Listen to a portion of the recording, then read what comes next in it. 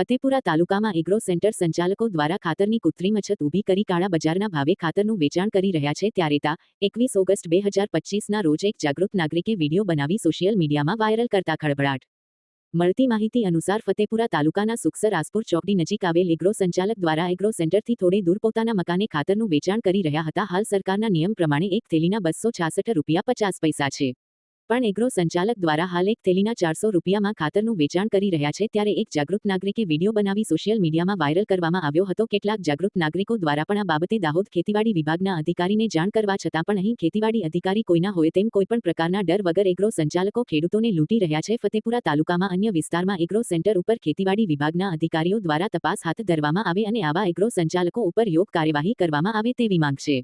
Reporter Kapil Bariya. શું ભાવ આલે લે ખાતર હે કેટલા લીધા કાકી? ખાતરના કેટલા લીધા?